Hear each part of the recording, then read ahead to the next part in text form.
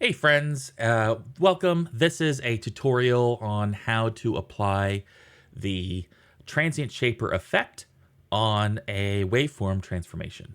And so before we get into the waveform transformation part, we have to enable the waveform editor. If you're not familiar with the waveform editor, it's a feature that has been sort of bubbling in the background for a while.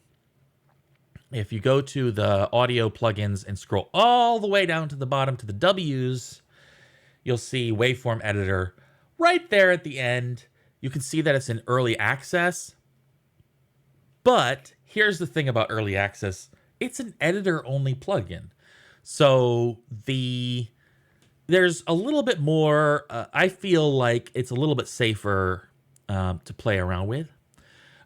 But it is worth mentioning that it is in early access. And if you enable it and restart the program, the application, the editor, when you open up a sound wave, it will open it up the properties on the left, and it'll show the waveform on the right. And you'll see a new tab called Processing. Okay.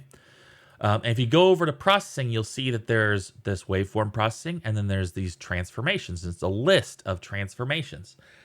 The waveform transformations are really cool because they are cook time transformations.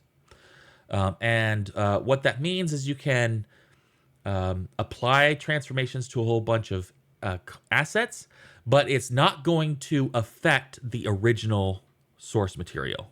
The source material is safe. And so it applies this as part of the cook, which is when the assets are prepared for the game. And oftentimes that's when wave assets are encoded into whatever codec you selected for your project. And so right out of the box, by default, every sound wave will be given this waveform transformation trim fade, and it's just a trim and a fade, and it's displayed with these handles. These handles let you trim, and they let you fade. Very cool stuff. You have a cursor here at the top that you can slide around the ruler, and you can play it and see the ruler do its thing. So we want to add another transformation to this sound. So we're just going to hit the plus icon there. And it's this little quirky thing, for some reason, I don't think it's not an audio thing. It's not specific to the waveform editor. But when you hit this plus icon, it like expands the trim fade values. We don't care about that. So I just collapse it back. What we're going to do is it gives us this none, this sort of empty transformation window. And we're going to select, this is a subtype basically. So we're going to select the Transient Shaper one. Boom, right like that. And now we have our Transient Shaper properties along with the advanced timing properties. So let's do our standard kill the sustain. And what's fun, what I like is that this will apply the effect to the waveform visualization. Boom, there you go.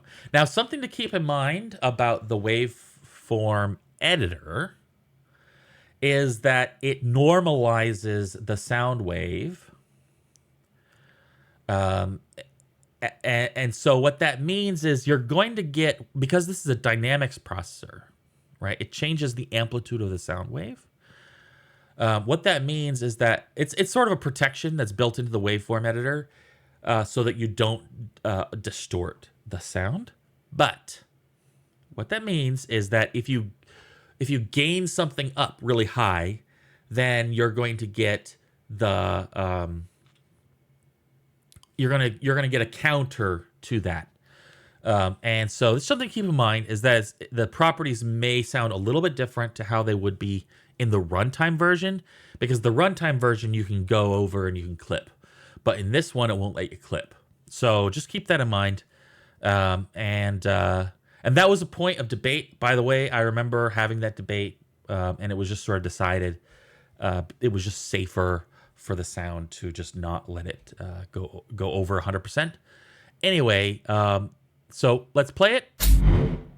Cuts it off just like we expected, and we could play around with it, and it's fun to me. It's fun to play around and just sort of see what happens to the waveform when you change when you change its dynamics in this way.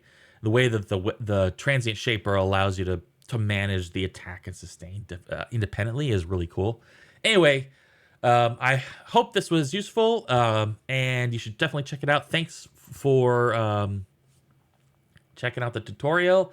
I hope you enjoy the plugin, and I hope you have a really great weekend.